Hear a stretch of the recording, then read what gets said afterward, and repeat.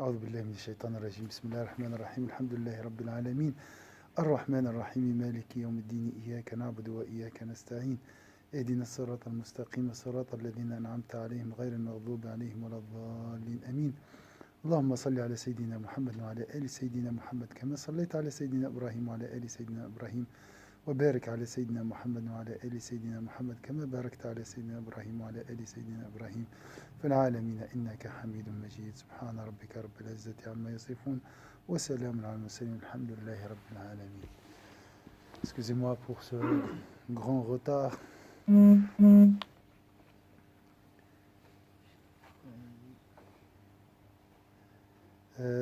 On va continuer avec Sayyidna Uthman ibn Affan, qu'Allah soit satisfait de lui. C'est le symbole de quoi? De la pureté, de la sincérité, de la simplicité, de l'amour d'Allah Azza wa Jal, de l'effort, de l'humilité, surtout. Par sa sincérité et sa pureté d'âme. Voilà, il a dit la sincérité et la pureté d'âme. Ça c'est, vous voyez, ça c'est ce qu'on cherche nous. On cherche quoi? La pureté d'âme, la sincérité. Sayyidina Uthman avait réussi à saisir le sens profond de l'islam. C'est quoi le sens profond de l'islam? Avoir un cœur léger. Ça veut dire quoi léger? Pur, saint. Pas de rancune, pas de haine, pas de péché. Léger. Il avait compris qu'embrasser l'islam implique une émigration absolue vers Dieu. On a dit ça, on a vu ça. Dès que le croyant émigre vers Dieu, dès qu'il acquiert la conscience d'immigrer, regardez ici, il a appelé ça conscience d'immigrer, Dhamir al-Muhajir, la notoriété, les honneurs, l'argent et même le souci de vivre cesseront d'exercer leur pouvoir sur lui. Donc ça c'est une chose très très importante.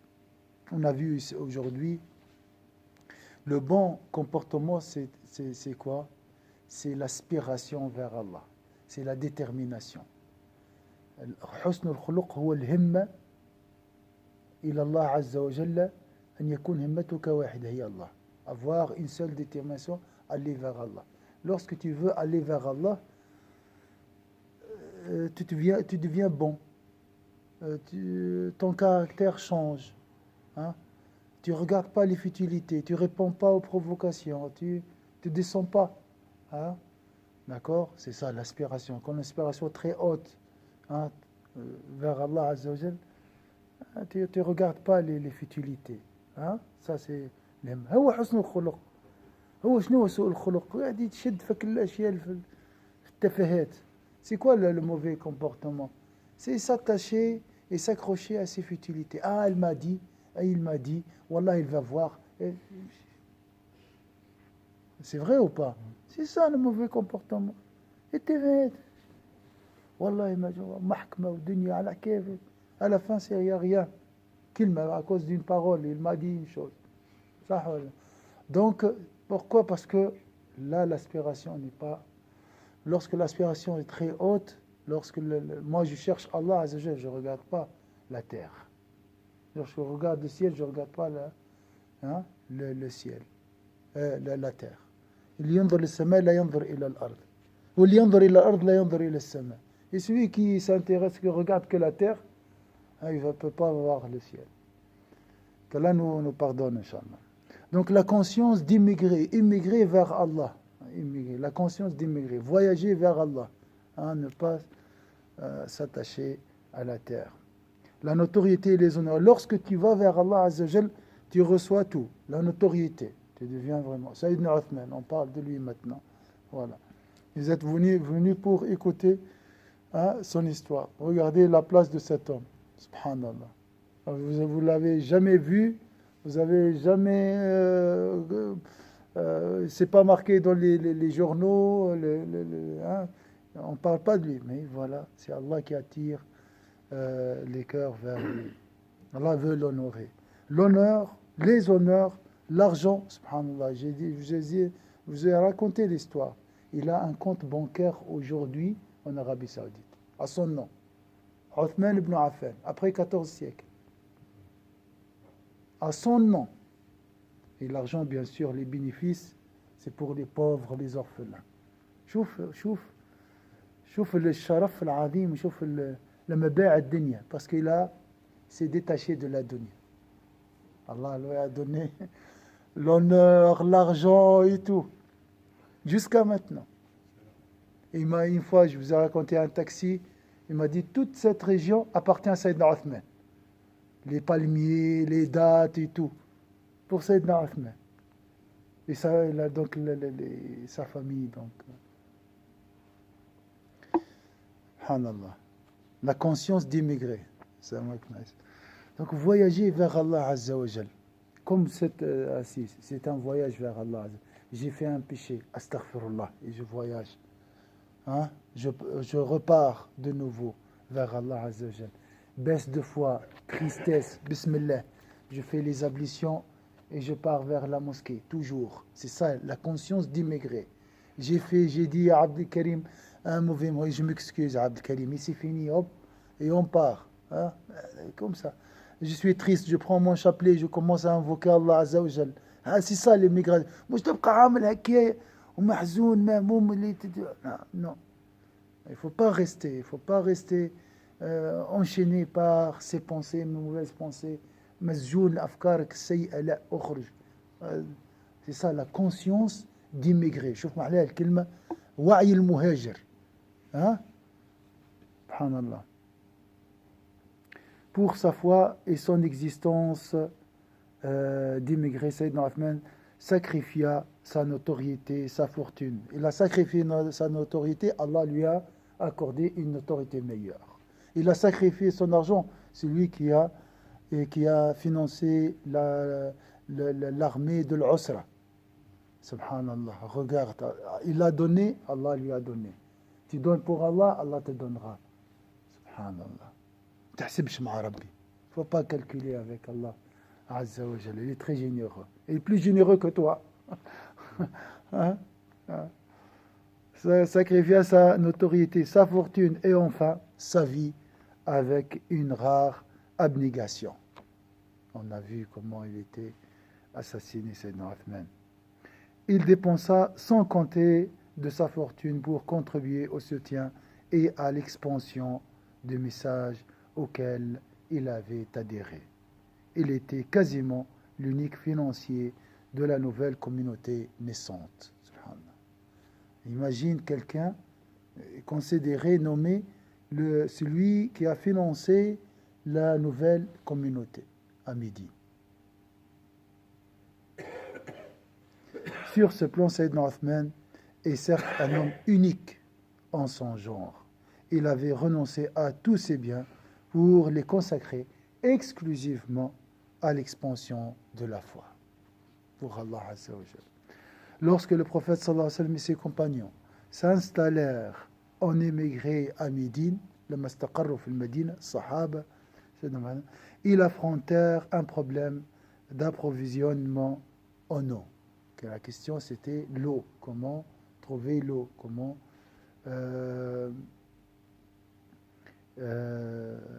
trouver l'eau. Dans cette ville, il y avait une source d'eau pure et douce nommée Bir Rouma. C'est ça, j'ai parlé du compte bancaire. L'origine, c'était ce puits. On va voir après, Inch'Allah. Le puits de Rouma, c'était un puits d'eau douce, pure. Cette source, très appréciée, appartenait à un juif qui vendait une outre pleine de son eau contre environ 500 grammes de blé. L'eau contre le blé. Donc c'est cher. Le prophète sallallahu alayhi wa sallam exprima alors son souhait de voir un musulman acheter cette source pour que les musulmans en bénéficient gratuitement. Abreuver les musulmans, la communauté. Et ce fut Sayyidina Uthman qui réalisa ce vœu. Il proposa aux Juifs qui possédaient la source de la lui vendre, mais celui-ci refusa dans un premier temps. Par la suite, Sayyidina Uthman proposa aux Juifs d'être son copropriétaire au prix de 12 000 dirhams. Et le Juif accepta finalement. L'esprit de négociation, c'est Sayyidina Uthman, c'était un grand commerçant.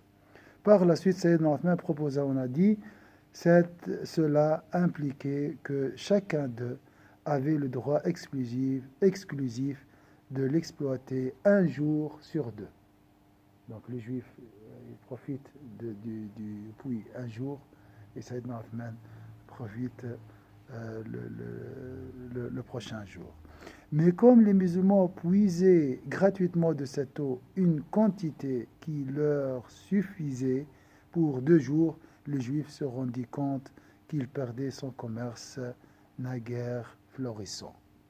Donc il a perdu parce que les musulmans, pendant le jour de Sayyidina Uthman, ils profitent. Ils font le plein des bidons et des barils, et comme ça, ils n'achètent rien le jour suivant. Il proposa à Sayyidina Uthman de lui vendre sa part, et Sayyidina Uthman n'hésita point à accepter l'offre. C'était naturel, il n'y a pas de ruse ici. C'était subhanallah. Depuis, les habitants de Médine n'eurent plus à payer leur eau qu'ils puisaient de cette source intarissable. Donc, يولوا يشريوا في الماء شرى سيدنا عثمان ووزعوا سقى الناس بالمجان. Subhanallah. Lorsque le nombre de convertis à l'islam augmenta, la mosquée de Médine ne put le contenir tous davantage. Lorsque le nombre de convertis à l'islam augmenta, avec le temps bien sûr, la mosquée de Médine ne put les contenir tous davantage. Donc il nous faut quoi? Il faut quoi? Il faut l'extension. Et ça, on va voir maintenant tout de suite. Le prophète exprima alors son souhait de voir l'un de ses compagnons acheter une parcelle de terrain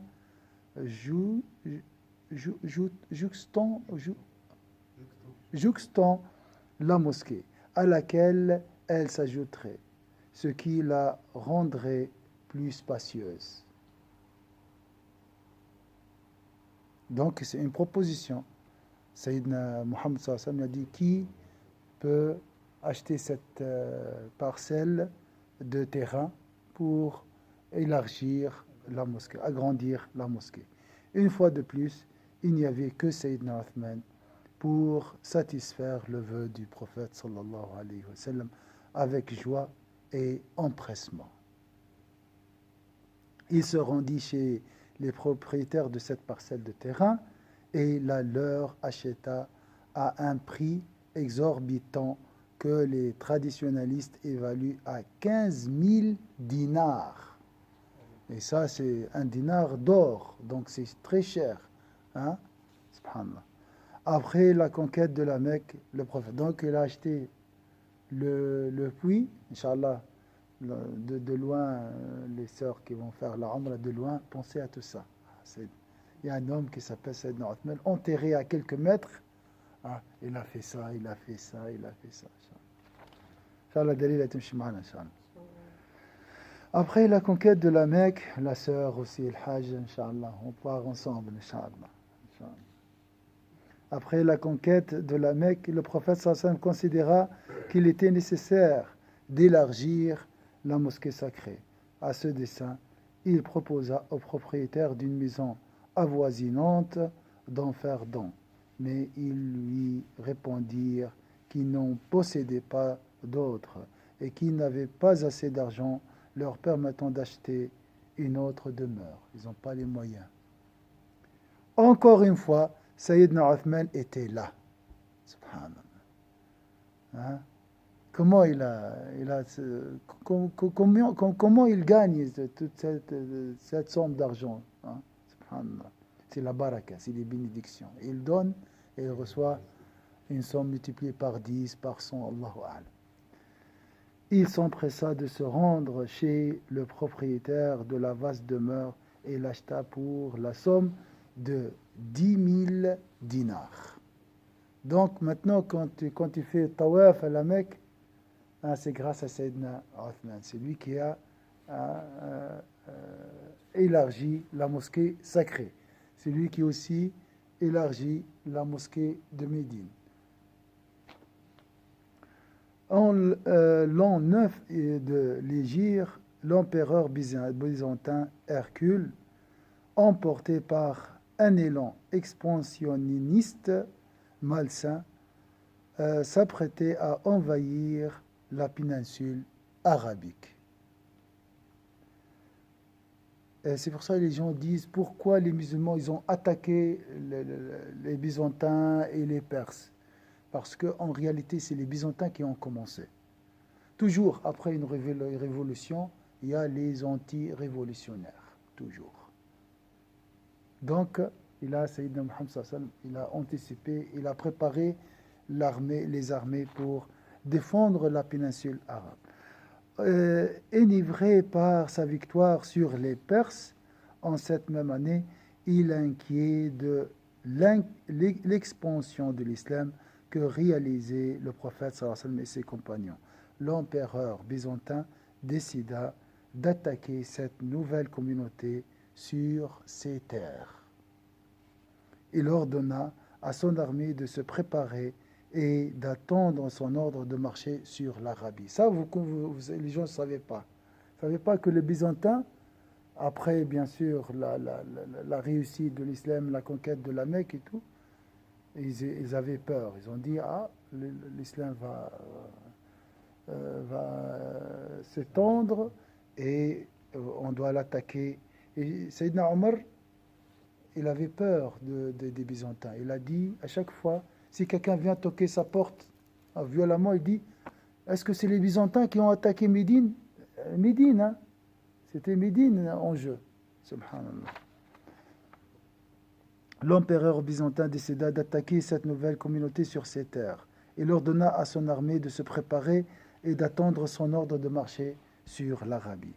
La nouvelle de cette attaque imminente parvint au prophète sallallahu alayhi wa sallam qui appela ses compagnons à se préparer pour ce combat.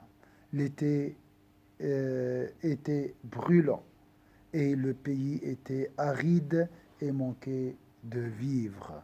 Donc il y a une bataille. Bien sûr, ils vont attaquer au nord, hein, et c'était pendant l'été. Imaginez l'Arabie Saoudite, 45 degrés, même plus. Hein.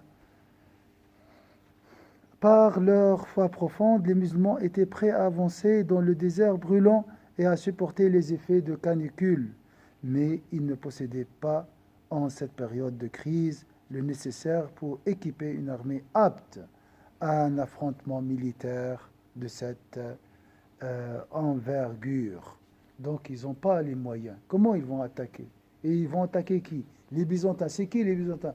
Ils ont vaincu la guerre contre les Perses. C'est qui la Perse? La Perse qui ont comme aujourd'hui les Byzantins et les Perses comme les États-Unis et l'ex-URSS avant. Donc il faut les deux grandes forces mondiales.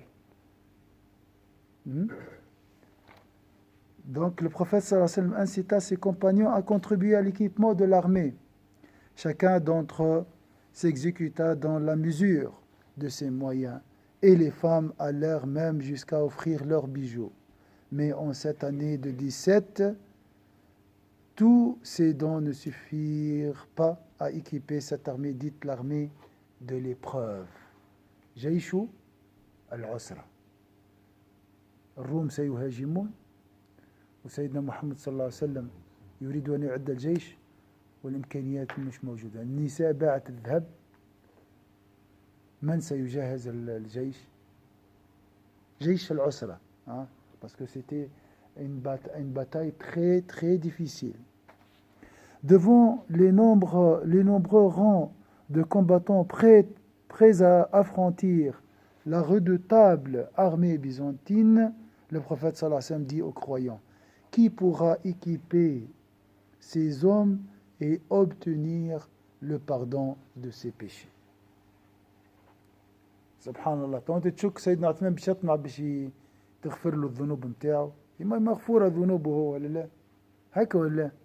شيخ احنا ساعات واحد يقول لك انا راني نصلي عندي مدة واحد تعبت عليها الذنوب هذه بيحاول لها تمحى، صح ولا؟ يغتر بروحه.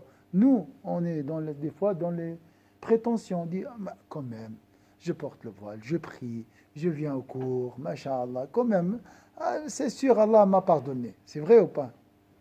Regardez ici, subhanallah, qui pourra équiper ces hommes et obtenir le pardon de ses péchés? Sayyidina Uthman, bien sûr, le premier émigré, il a acheté la source d'eau, il a participé à l'extension de la mosquée de Médine. هذه كلها ما غفرلوش فيها ربي ذنوبه. C'est sûr, grâce à tout ça, Allah lui a pardonné ses péchés. Vous êtes d'accord? Comme ça, logiquement, chez Sayyidina Uthman, non. Dès qu'il entendit l'appel du prophète sallallahu alayhi wa sallam, Uthman ne perdit pas le moindre instant pour obtenir le pardon et l'agrément de Dieu. Subhanallah. Là, je ne peux pas comprendre. Tu as fait assez pour effacer tes péchés, n'est-ce pas? Il a fait beaucoup, mais quand même. On ne peut pas voir le niveau de Sayyidina Uthman ici. Mais je ne sais pas le maqam.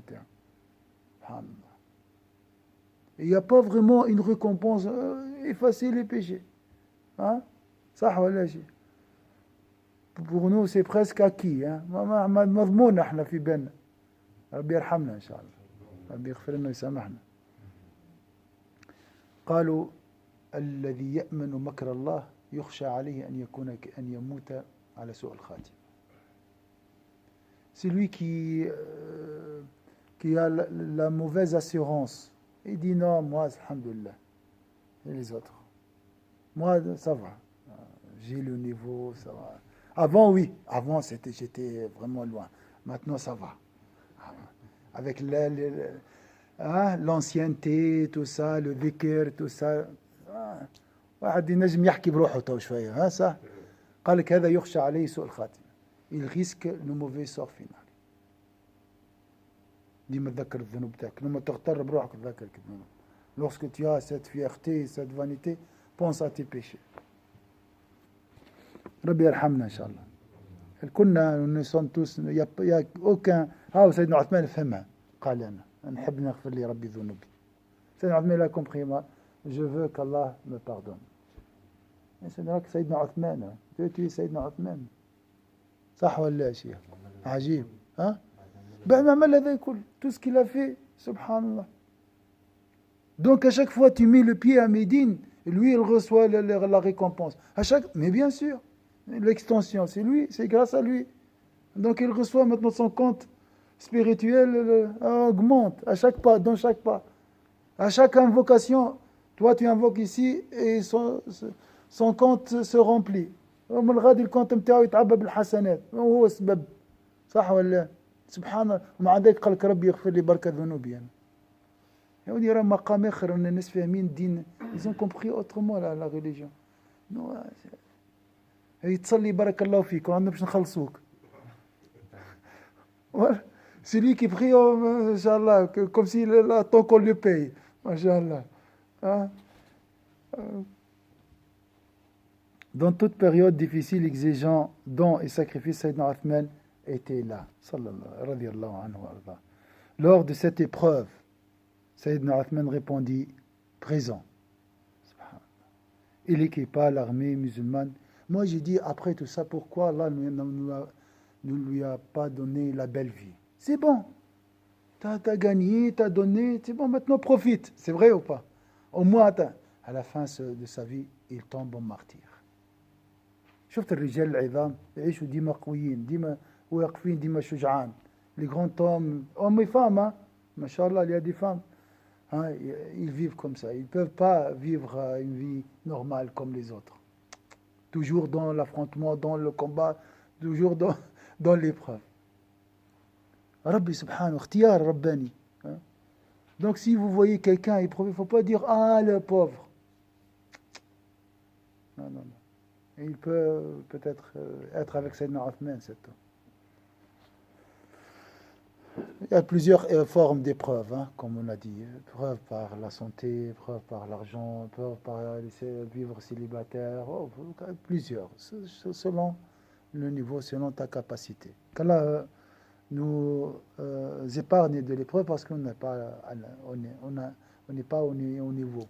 On n'a pas le niveau pour résister, pour affronter. Sayyidina Othman répondit, présent. Il équipa l'armée musulmane et tout ce dont elle avait besoin, y compris le mort et la cordelette dont on se servait pour guider les chameaux.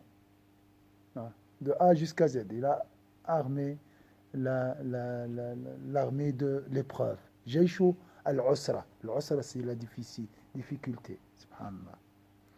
Ibn Shihab al-Zuhri dit à ce propos, pour équiper l'armée de l'épreuve qui allait partir en expansion et en expédition à Tabouk, Sayyidina Othman fit don de 1000 montures.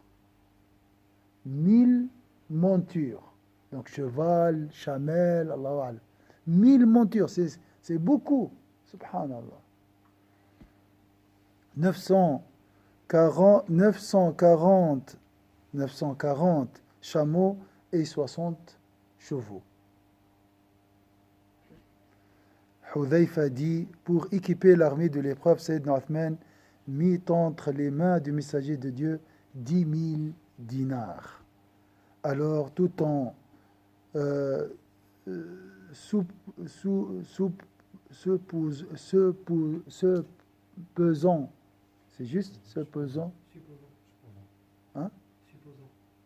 S-O-U.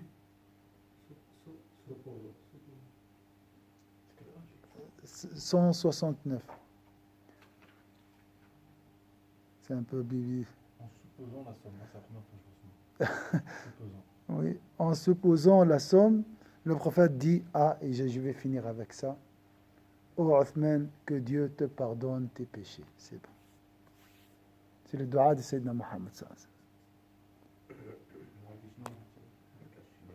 بالعربي يا عثمان غفر الله لك ذنوبك.